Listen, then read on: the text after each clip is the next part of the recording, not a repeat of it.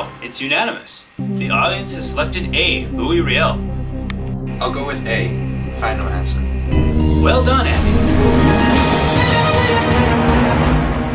For $5,000, in the 19th century, which sport invented by the British and immigrants influenced the stick and ball games of the First Nations people that has become one of Canada's largest national sports, played by over 5 million Canadians? Was it A, lacrosse, B, hockey, C, curling, or D, hurling?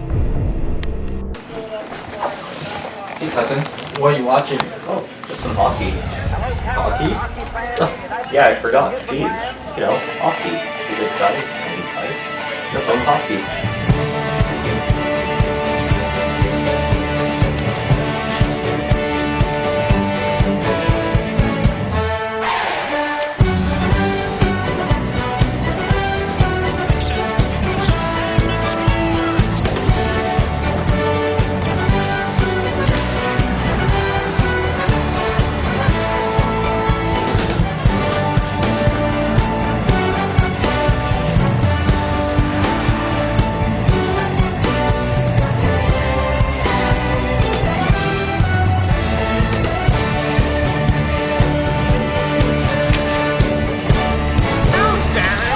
No, okay, skate up to him. Skate up to him. Move it up, good. Move it up.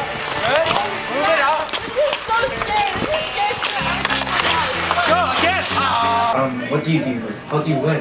Oh, well, you know, they skate around on the ice with skates, and they have these sticks with the kind of curved ends, and they hit the puck, the sort of, you know, flat little rubber thing. The goal is to score in the opponent's net. Who invented it? Oh, who invented hockey? Jeez. I mean, I think it was the First Nations get a similar game, but I'm pretty sure it's the Europeans. I mean, hockey's huge here. Oh, like soccer? Oh yeah, soccer is probably the most played sport in Canada, but hockey is Canada's winter national sport. Lacrosse is Canada's summer national sport. Hockey. Is that your final answer? Yes. You're correct. For $10,000, which of the following sets Canada apart from many other North American colonies? A, it was the only one in which French was spoken. B, it was the only one inhabited by the beaver. C, it was one of the only colonies to peacefully gain independence.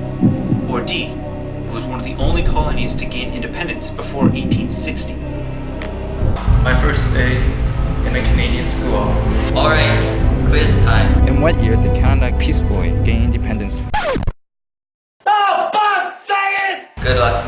I need to photocopy something right now. Hey, anyone know the answer to question 1?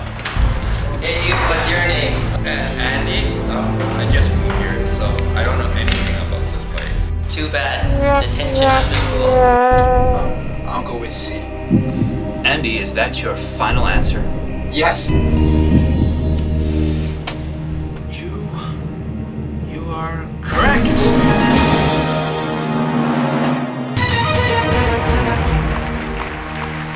For $50,000, who introduced the concept of public health care to Canada? A. Frederick Banting, B. Mackenzie King, C. Tommy Douglas, or D. Ralph Klein? Afternoon, Mr. Lai?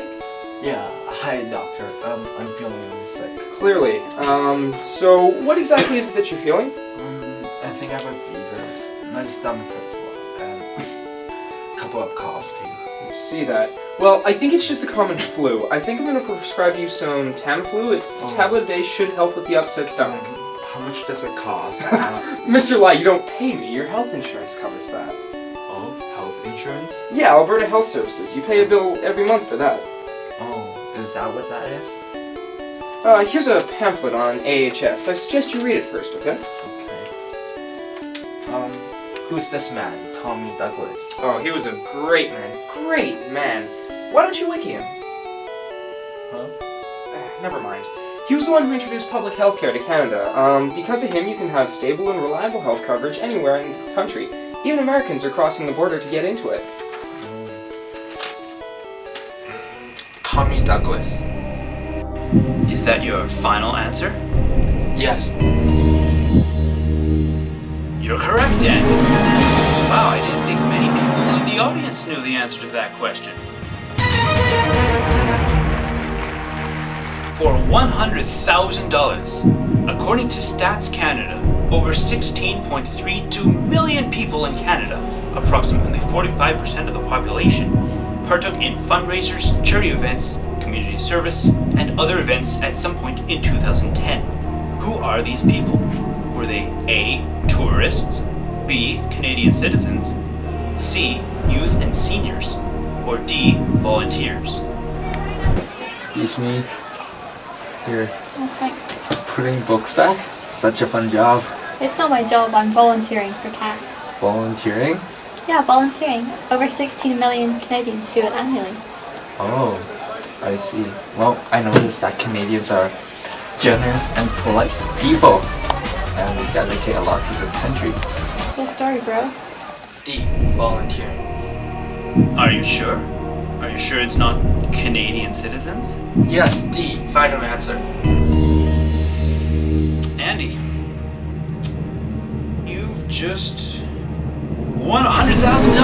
Congratulations. So, Andy, are you ready to try the $250,000 question? Yes, I am. All right then. What factor is Canada's economy mostly based on? A. Tourism, B. Natural resources, C. Service, or D. Manufacturing? Hey, what do you want to eat tonight? Oh, how about some maple syrup? Pizza. What about Yeah. poutine? Oh, good. Alright. Okay, I have good news. I got a job. Oh, congrats. Yeah, I'm going to Fort McMurray.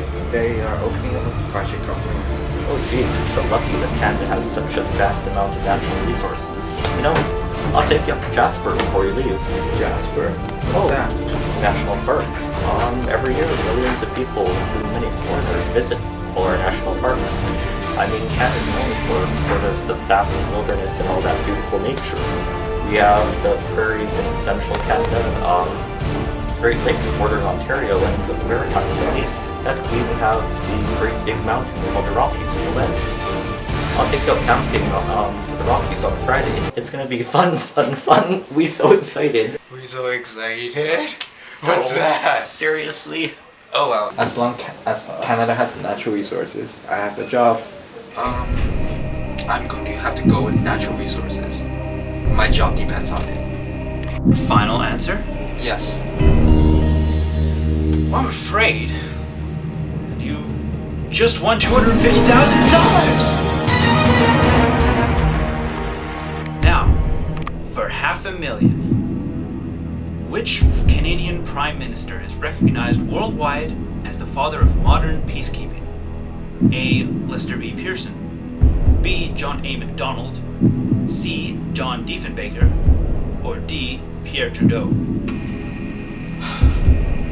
I like to phone a friend. Alright, I think we have your friend Peter on the line. Go ahead, Peter.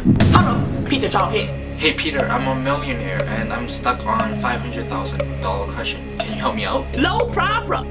Which Canadian Prime Minister is recognized worldwide as the father of modern peacekeeping? A. Lester B. Pearson, B. John A. Macdonald, C. John Diefenbaker, D. Pierre Trudeau. John A. Macdonald was the first Prime Minister, and Diefenbaker, he was associated with the Diefenbauer, and Pierre Trudeau was the other guy. You know, I'd go with the first one. Lester B. Pearson. Oh, okay, thanks Peter. So, Andy, what's it gonna be? I'll trust Peter. I'll go with A. Lester B. Pearson. Well, Andy, you came on the show with a chance to win $1 million. And you've already won $500,000! Congratulations! Lester B. Pearson is known for his contribution to the United Nations. He created the UN Emergency Force and helped with the United Nations Security Council. He also helped settle the conflict in the Suez Canal. Now, Andy, you can take this check for $500,000 right now. Or you can risk it all and go for $1 million. So, are you gonna play? Andy's gonna play. All right, Andy.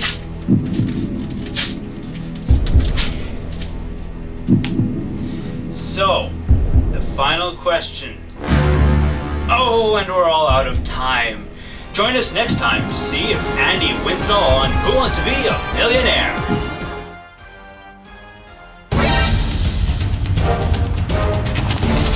Hurry up.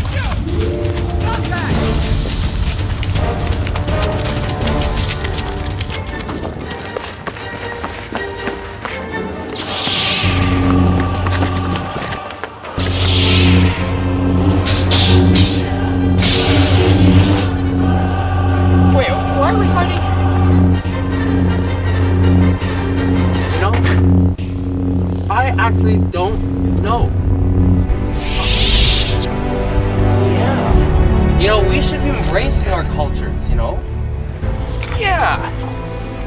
We should embrace this culture we live in. Nationalism. Yeah! That's right. You were scared like to save me. And you didn't hurt him. Well, we're Canadian. I mean, pretty nice people. Guess it makes us who we are. Yeah. So why did you put the bag over my head? Don't worry about it.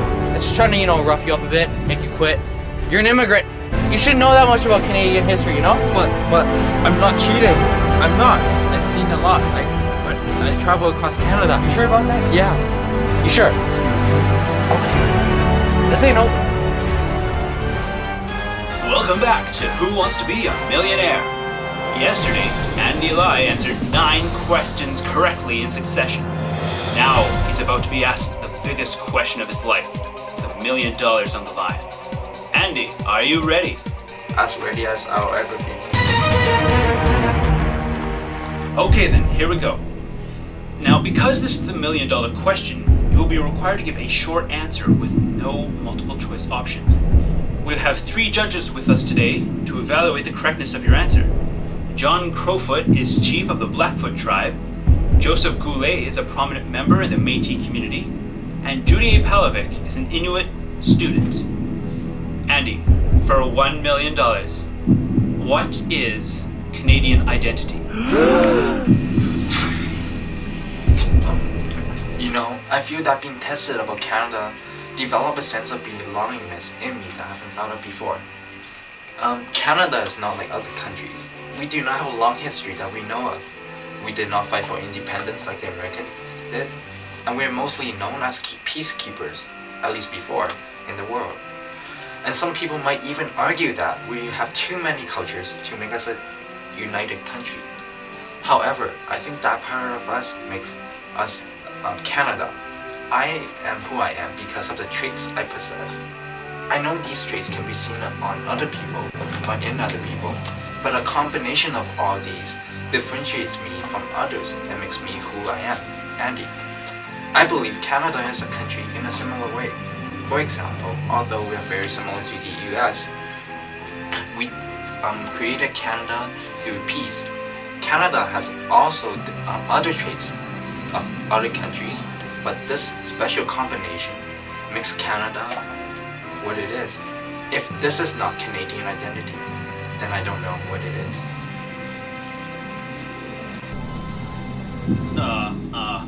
Judges, is that an acceptable answer?